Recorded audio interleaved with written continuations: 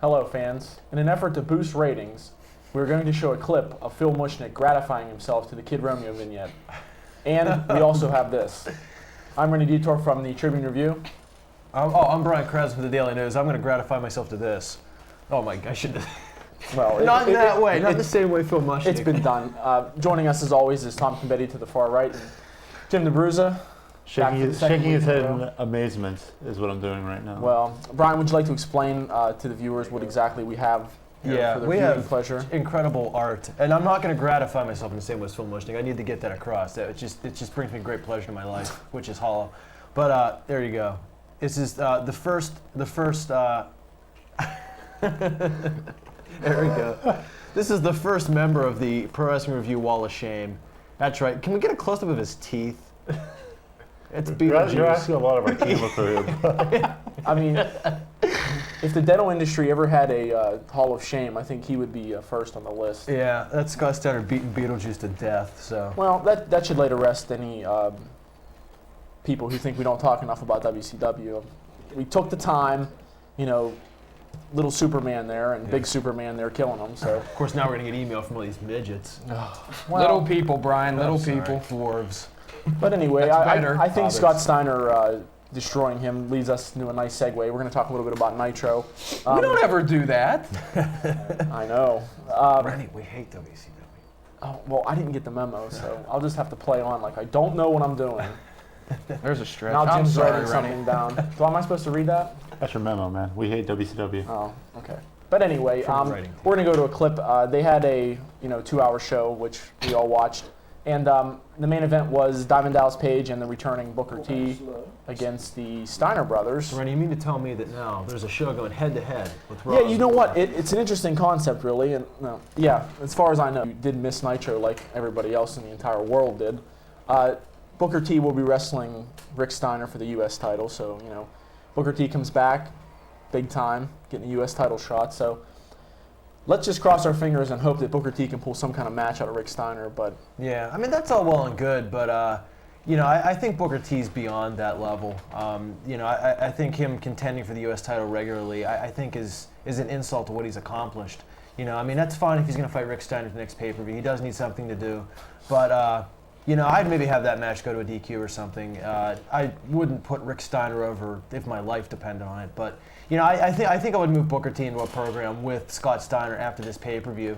He's world title material. He's one of the, two true bona fide superstars that they have right now. Him and Scott Steiner. And I wouldn't give him the U.S. title. I just think it's kind of counterproductive. Well, I said that a few months ago when we always talked about the lack of faces, and we brought up the idea. Well, Booker T is going to have the big comeback if you keep Scott Steiner strong through this whole thing, which they are. Right. You build Booker T to that. Hopefully, I think it's time, Scott Steiner can take the loss a month or two from now and Booker T get the belt back. Well, also on Nitro, we saw the second return, I guess it could be the second coming, if you will, of Dusty Rhodes. And him and the boy will be facing Flair and Jarrett, which, say what you will, scoff if you will, laugh if you will. I'm excited about Dusty Rhodes being back in WCW. You're allowed. You'll forgive me if I laugh at you, right? Go right ahead. I tell you what, before Jim laughs, we're going to have to go to break, but when we come back, we'll pick up the Dusty Rhodes discussion.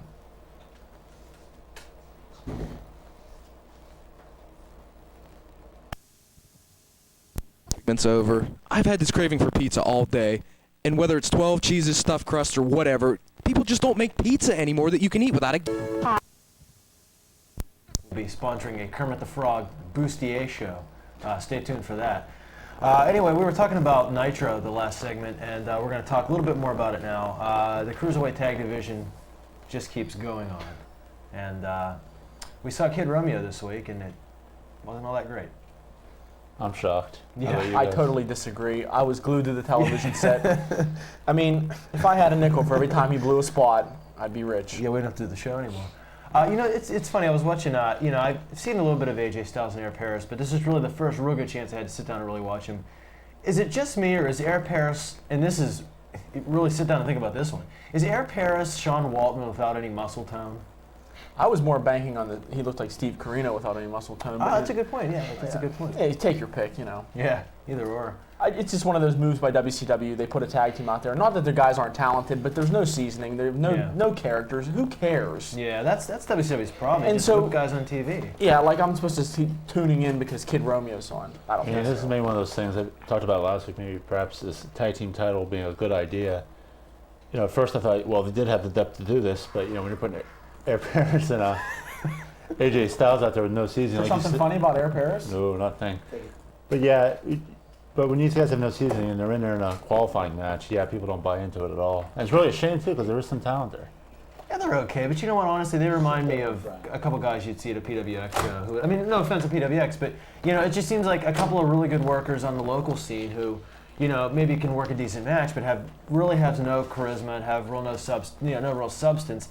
They need to go to NWA Wildside and get, you know, a year of learning how to work Oh, programs. Brian, they broke off their agreement with NWA That's Wildside. right. I forgot Well, about here's that. the thing. I think the thing that WCW is going to have to do is they're going to have to raid what's left of the ECW roster. Get guys like Carino, Kid Cash, and whoever else they can to fill the roster up.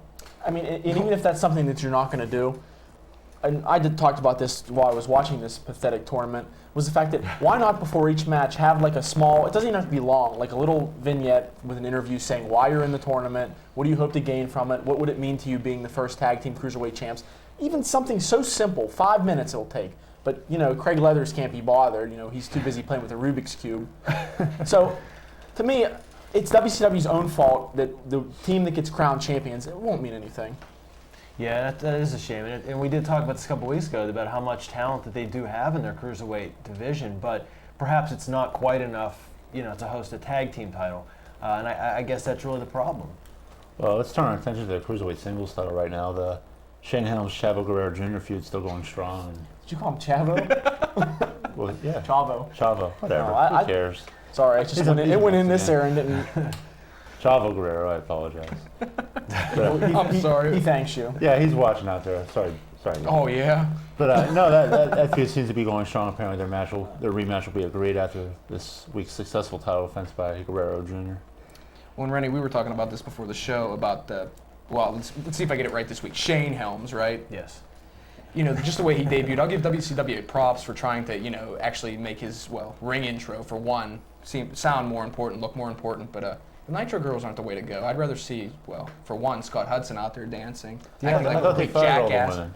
What's that? I thought they fired all the women. Well, These are the new girls. Nitro girls, like Nitro Girls Part 2. You have to bring in all the girls that have the small egos, and so they slowly build up into big egos and want TV time and all that. See, other- that's how you develop talent right there, my friend. It just, where does WCW go wrong? They have a great idea, not so much like the ring intros or the Cruiserweight Tag Tournament. It's just going from here to here, something gets lost. I guess it gets lost in the translation. Must be that trap door Well, they're you know, always just- talking about. Just going back to the point Rennie said about the video package before each match. I mean, is the problem the Cruiserweight Tag Team title tournament isn't getting enough time, isn't getting the proper time on the shows? I mean, I talked about that I a think little they last just week. overjudged what they have. Put a graphic up. I mean, there's a blur. Yeah, that's true. But I mean, you got guys like Scotty O. I mean, who the friggin' hell's that? I mean, Well, I thought he was going to slip there. no. I mean, you don't put Scotty O up there and he's just some loser. I'll actually go back and I'll draw into when WWF did their light heavyweight division. You know, they put some guys out there who, granted, were newer, like Jerry Lynn was in the tournament, and you had Scott Taylor when he was just coming around. But I mean, at least you had heard of those guys. Granted, it's gone to hell since then, and that was the only good thing they ever did with the light heavyweight division. But I think that's what they maybe should have done, is maybe splurged a little bit. It was good they brought in Johnny Swinger because people heard of him. They maybe should have just spotted Easy Money, put him out on television. He was at the show, why not? Throw a Kid Cash out there. I mean, even if you don't sign him, it's not like if WWF gets him, the ratings are going to get any more lopsided. Ooh. Very good point. Seriously, I mean, Well, no, what's the I big was difference? referring to the Dead Air, Brian. Oh, Not the Cruiserweight Tag Title Tournament. Dead Air's good. But that's certainly the thing. Maybe WCW was banking on the fact they would have Kid Cash and Steve Carino and Nova, even throw Nova's name out there, have those guys signed by now. Yeah. Maybe it was a tactical error on their part. Or what about Michael Modest and Christopher Daniels? I mean, they talked a lot. They talked a lot about how those guys signed contracts, and lo and behold, they're nowhere to be found. I got one for you. I don't get it. What about Alex Wright? I mean, I don't know if he meets the requirements of the Cruiserweight division, but at least he's been around. People can relate to him. Well, not so much relate. They know who the hell he is. He was the German guy with the sideburns. It should have been whoever the hell it should have been. But like you said, you have guys out there like Barry O or Scotty O or Mike McGurk or Rick McGraw or whatever the hell his name Who's is. dead, but Well, that's God okay. rest him in peace. But the problem is, nobody knows who these guys are. That Brian, was and very you're absolutely right. sentimental. I'm not. We don't want any email You're about gonna have this. to give me a moment I here. didn't realize he had myself. passed on, Brian.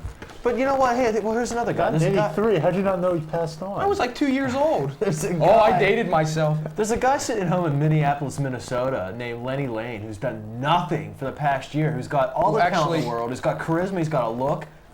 Well, he wrestled a couple WWF dark matches. Not that those mean anything. Well, they're not. not the son of But, Sensitive, but is he still alive? Yeah.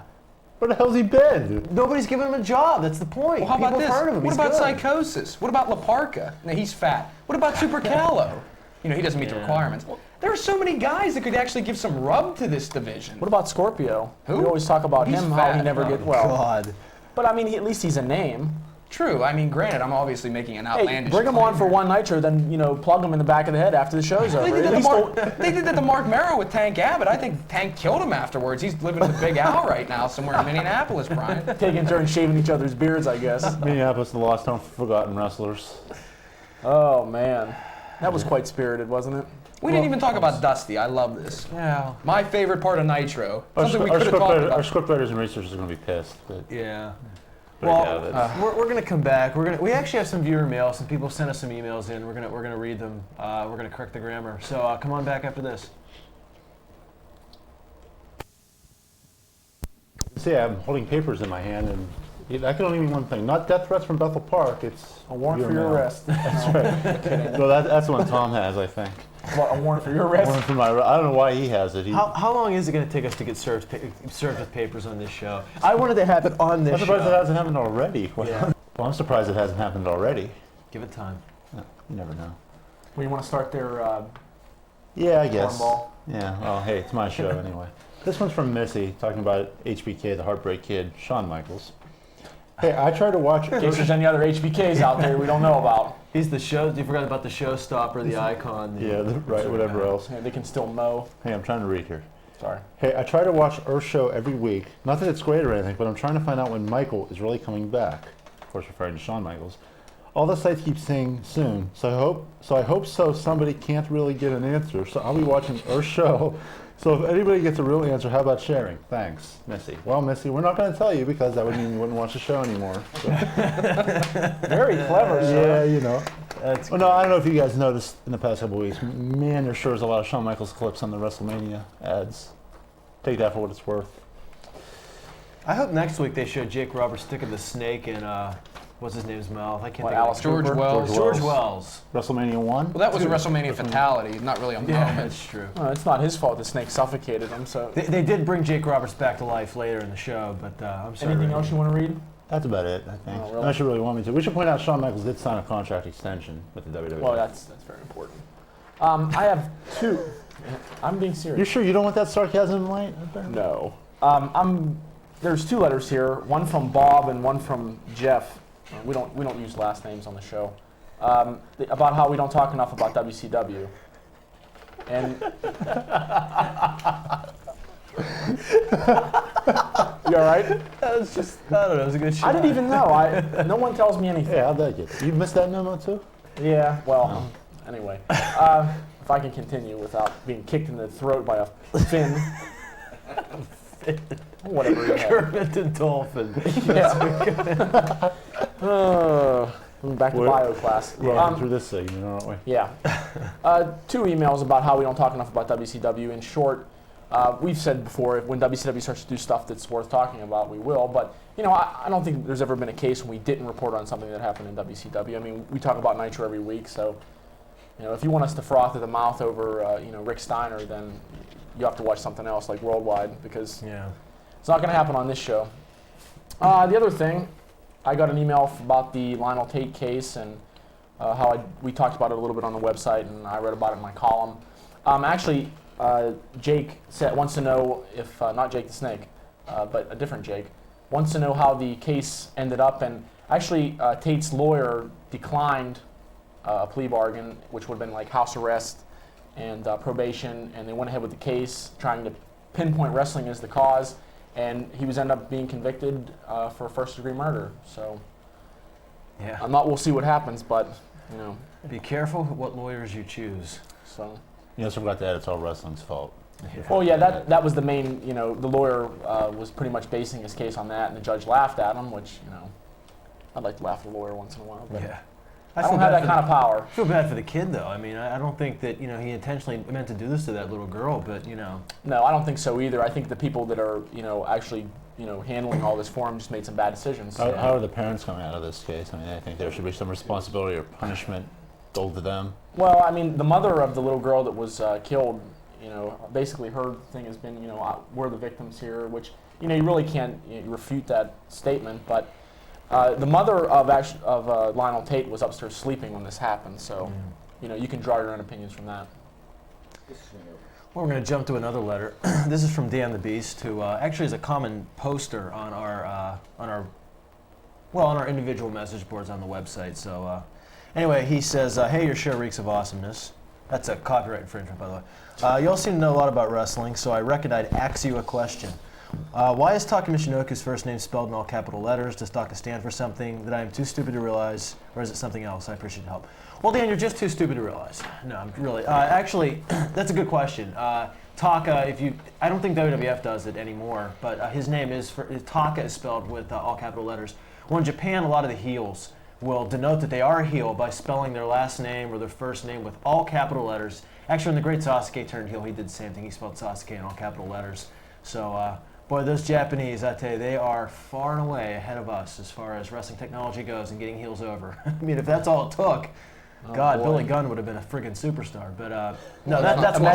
Imagine the word gun in all caps with two ends, not just one. That's right. So no, that's why. Just when he came over to the States, he was a heel in Japan, And he was also the great Sasuke, but Or Joey Styles pronounced it Sasuke. no, Not quite pronouncing it the full way. it's Sasuke, kids. Say it with us at home. Sasuke. Tom? All right, well, this is from, some name that I care not to mention because it has 3 6s in it, so I will not mention it. I know. And here's the gist of the letter. I just wanted to write to you guys and tell you that when you opened the show laughing at Sid Vicious's injury was, which is a fragment actually, the most tasteless display I've ever seen on TV. Have you ever seen Robbie Knievel try to jump the Grand Canyon? The moron tries to kill himself on live TV. But we're tasteless, Brian. Well, this from a guy with 666 in his name. But we have apologized for this how many times that when we opened the show, we have banter between us in between segments. And usually it ends in riotous laughter. Well, that was the problem. Some of that carried over. We apologized on the show saying we weren't laughing about Sid's injury. It was ill-timed. Maybe we should have reshot the segment. I think. No, our people are telling us no. No, They let's like the not go callous back nature. on what happened. I mean, it was something that happened, and let's not discount the fact of who it happened to. Sid, who's Right. obviously had a reputation of poor work rate, poor physical conditioning. I said Speak this. for yourself, pal. Well, I said this. When the injury happened, I guarantee he wasn't conditioned to do that, and surprise, surprise, he wasn't. So. And real quick as we end this segment, any first week wrestling student will tell you when you're jumping off a rope, you might want to land on 2 feet. Oh God, yeah. Well, just along the lines as far as, this show is the most tasteless display ever seen on this show. Well, just stay tuned, I guess. I We could should say. just get a TV. Oh yeah, we're getting worse. Yeah. Yeah. Real Randy's quick, going as to we dance run out of next this segment. as we run out of this segment, it's Pro Wrestling Review at lycos.com. Visit the website, write us a mail. Hey, as you saw, we read it. We'll be back right after this.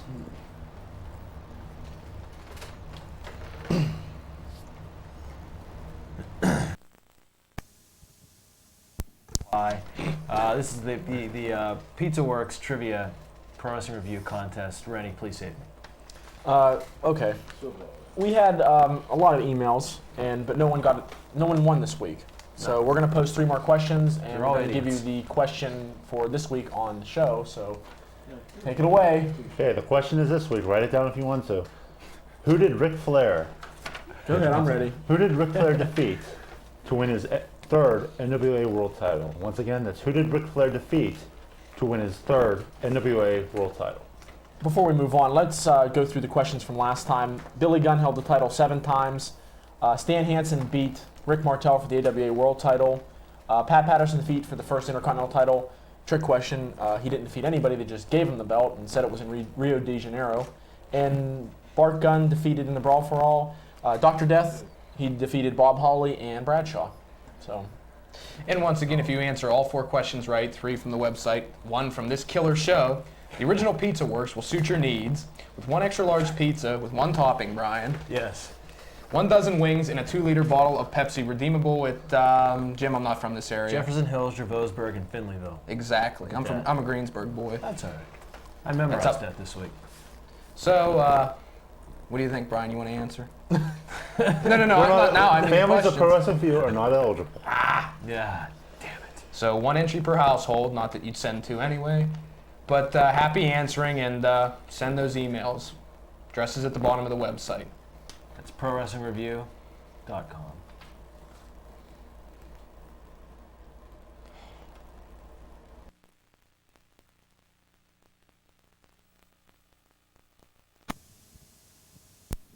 Sticking with the trend that we always talk about the WWF, which we always do, it's what our writers like, it's what we do best. We'd like to jump a little bit into Monday Night Raw from this past Monday. Perhaps the first show ever written, part of it anyway, by Jim DeBruise's man, Paul Heyman. So We should point out ECW has died. That's why Paul Heyman's in the WWE. No, For he all had- those of you who didn't know. he had the hat on, Jim. It's still alive in theory and in merchandise. But I'll tell you what, autographs, don't Raw, forget that. the opening of Raw last night, I remarked to Rennie, we were watching it, it just seemed like kind of disjointed a little bit. Just the way with the angle thing coming out, them brawling, Too Cool coming out, really, really disjointed.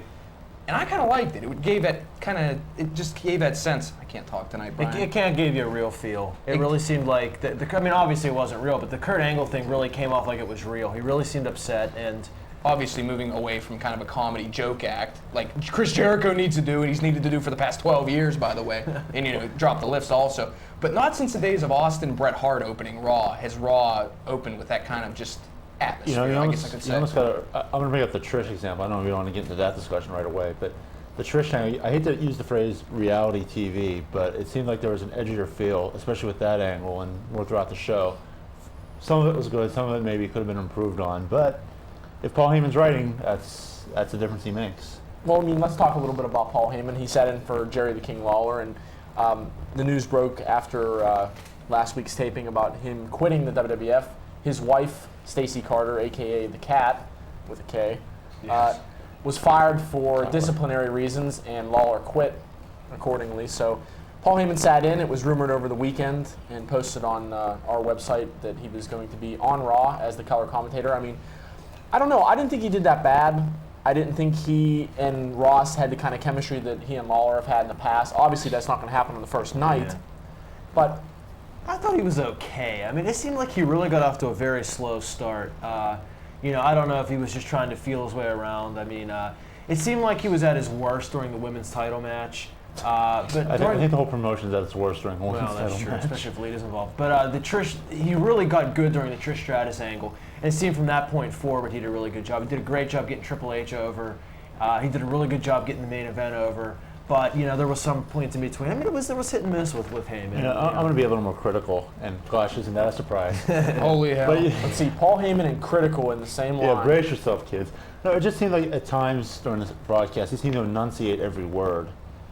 And I think it's like the Larry Zbyszko Why, disease. Jim, what do Whatever, you mean? yeah, exactly. And it just seems like that's things that he's been out of practice for 7 years now since he was last seen on WCW TV. Well, I guess you missed the part when Chris Benoit was doing commentary and Heyman slid that ECW contract underneath him saying, Chris, think about it, call me. We're starting back up again. There's a cool 20 under there for you.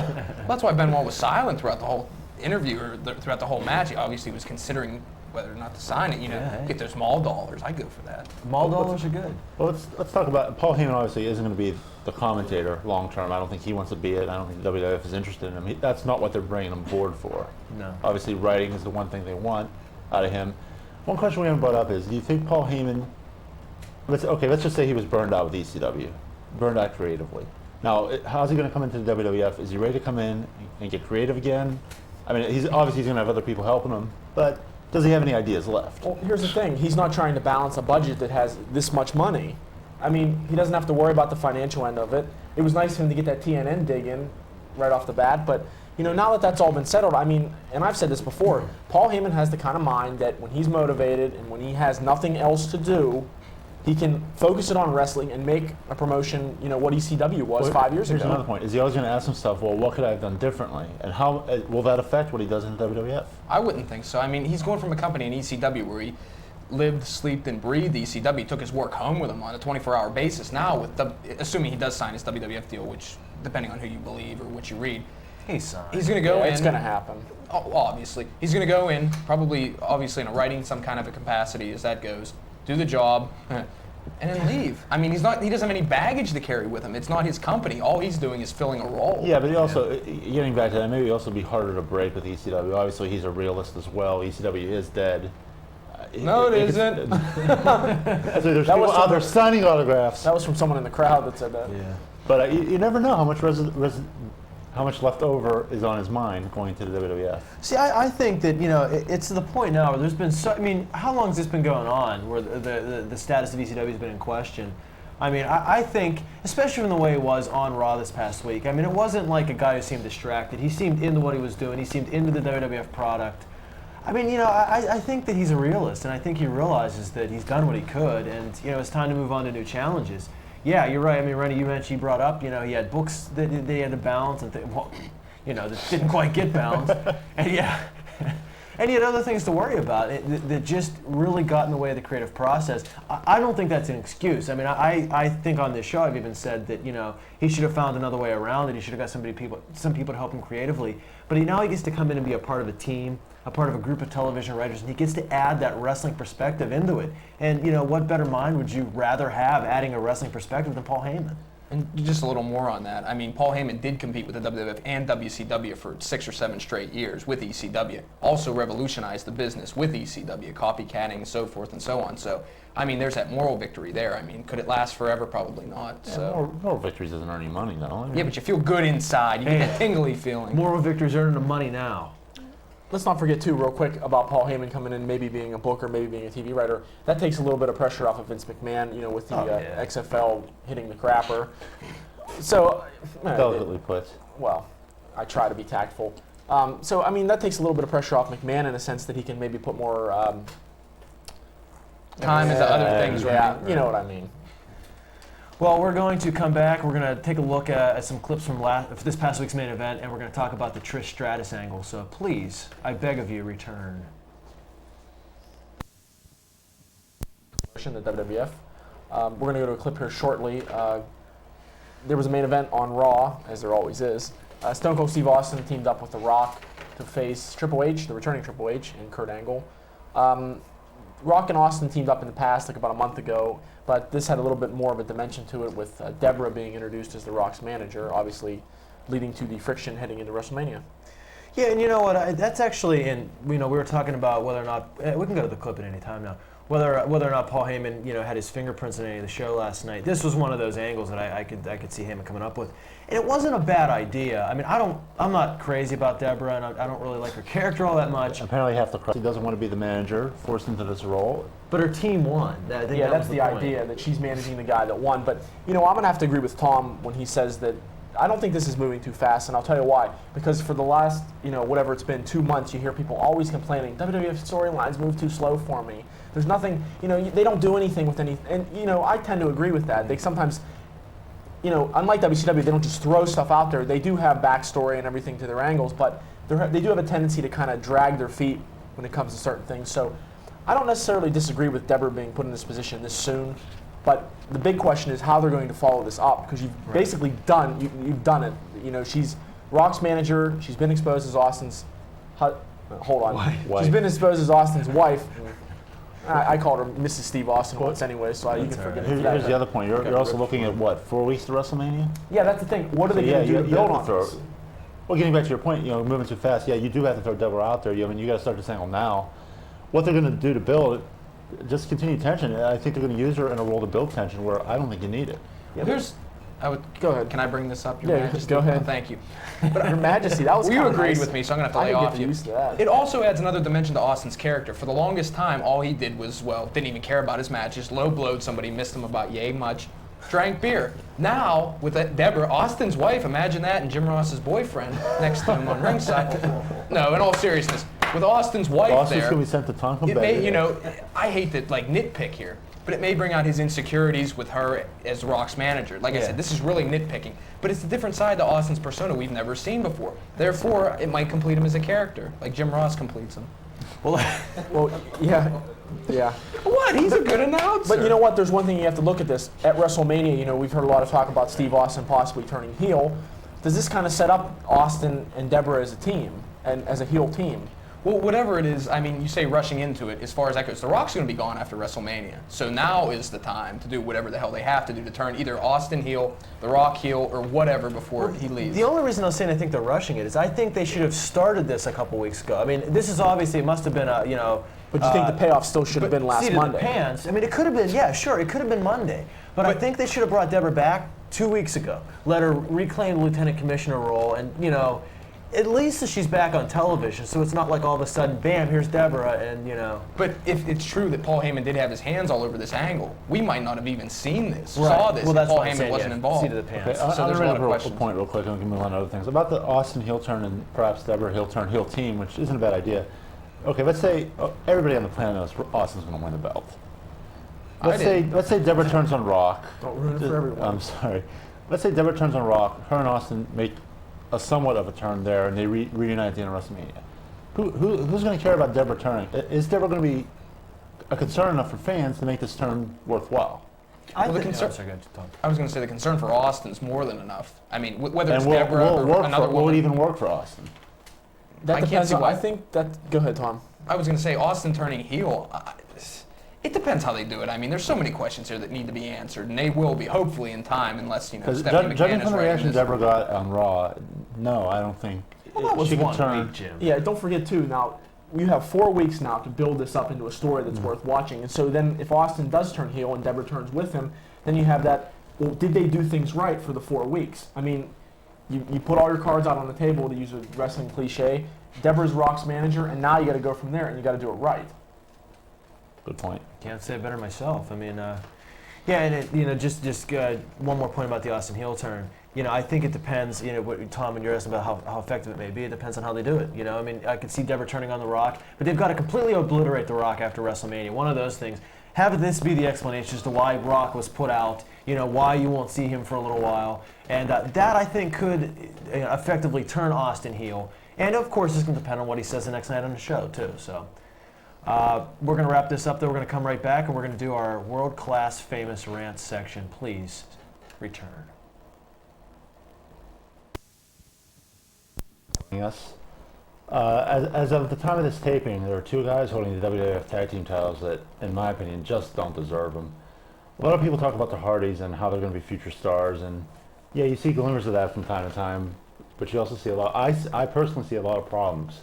I think it started 2 years ago when they first debuted and they got pushed to the tag titles right away.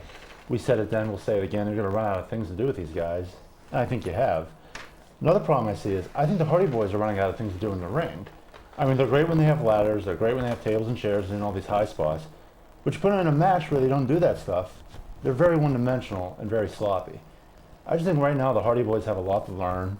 Right now I think they're very overrated, and if the rumors and stories are true they're going to break these guys up, a lot of their tag team moves rely on each other. I'm just wondering what these guys are going to do against each other when they don't have to do the double team moves, which, as I said before, are sloppy to begin with.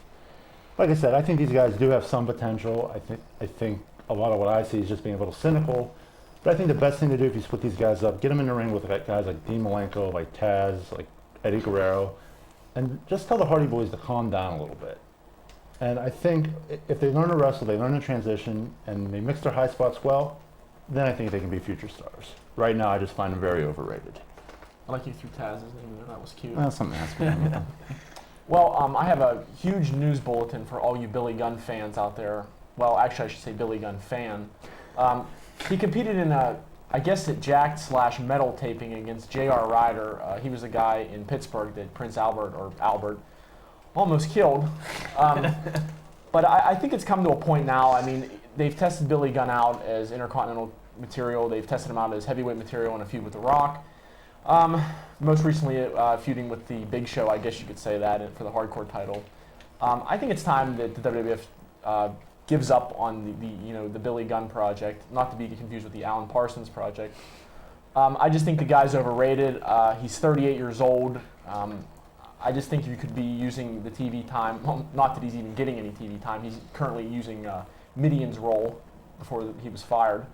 But I just think that it's coming time in Billy Gunn's career where I think he needs to be sent to WCW. Hey, you never know. Maybe he'll fame-ass a few peoples up in WCW, and then maybe Vince will give him another shot. But as it stands right now, Billy Gunn's career isn't going anywhere. I need a moment after that. Was it the Alan Parsons project? No, it was the one Billy Gunn fan. I mean, Did you say Billy's gun? I don't think I made reference to his gun. Two N's, by the way. this past week on Raw, WWF pulled off one of its most racy angles in a while, and that had to do with Trish Stratus's second week in a row humiliation at the hands of Vince McMahon. There's two different sides to this story right now. There's a lot of people who are taking the WWF to task, saying that they really just made Vince McMahon look terrible, and it was just another example of the WWF degrading women, and a lot of people were disgusted. On the other hand, Vince McMahon was probably at his finest this past Monday. It was some of the best work I've seen Vince McMahon do in a while. I mean, and this is where Vince McMahon's great, just being a big prick. And I mean, just, seriously, that is what he does the best. And say what you want about the Trish Stratus angle. I don't think it's going to help the WWF's public image a whole heck of a lot with a lot of the critics who say that, their product degrades women, which I think is a bunch of crap. But you know what? The writers and the critics don't matter anymore because the WWF's a target to them, and they don't take, they don't honestly take their topics seriously anyway. So let's just stop pleasing the critics. The one thing the WWF did with this angle is it got people talking, and it got people interested, and it got people fired up one way or another. And that's a lot of what their product hasn't done lately. So if it did one thing, it did get people interested, it got the WWF being a topic of discussion again, and it brought another segment that was must-see TV. If they can do more of this on a more consistent basis, hey, who cares how racy it is? As long as people are watching, that's all that matters. Well said there, Scout. Thank you. Whatever that means. I want to compare two vignettes from two different companies, and I am referring to the WWF and WCW.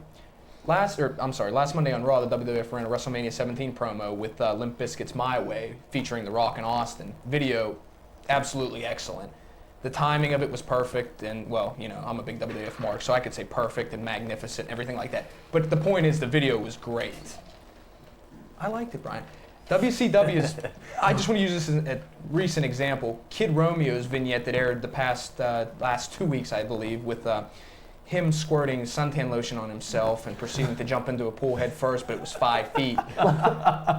You understand my point here. He's a small miniature version of Buff Bagwell, and the video kind of reeked of gayness. Now, it's not to say he is. Don't get me wrong, there's nothing wrong with that, but just how can anybody take him seriously when he looks like this, acts like this, and is so into himself like that? And speaking of which, WWF uses music like Limp Bizkit before Kid Rock. WCW uses music from Spartacus and the Poseidon Adventure, for God's sake. How can I get behind a video? Man. How can I care, give a damn about a guy like Kid Romeo when over on the WWF side, they have this great WrestleMania 17 promo? And I guess my final words, as Jim Rome would say, WCW, please take heed. Watch the WWF from time to time. Watch Metal. Hell, Metal's better than Nitro from time to time. Gangrel's on it. Remember him? But like I said, I am a WWF mark, and these views aren't shared by my cohorts, so take that for what it's worth. The video rocked. How are we supposed to follow him?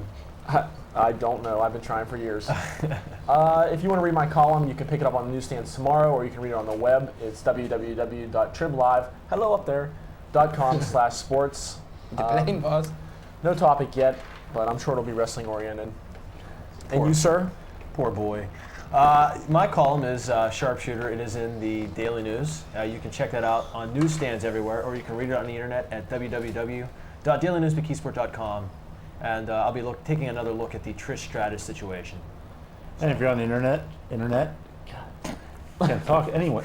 Internet. Check us out at prowrestlingreview.com, and hell, I might even update my page this week. If you're on the content, yeah, surprisingly enough, I might do some work this week. If you're entering the contest, you got to answer the 3 questions on the website and the 1 question from here. That question again is, who did Ric Flair defeat to begin his 3rd NWA World Title reign? You have to answer all 4 to win. Just email me and I'll tell you what the answer is. And I believe that's another week's show. And just remember out there, viewers, we are sensitive to animals and to gross things like the Sid Vicious injury, which I'm not making light of. So if you have that send now button clicked, unclick it, because we're great people. So anyway, for myself, for Brian, for Rennie, and for Jim, and Kermit, who currently has tape over his mouth so he can't talk, This is the Pro Wrestling Review signing off, and we'll get him later. Bye-bye.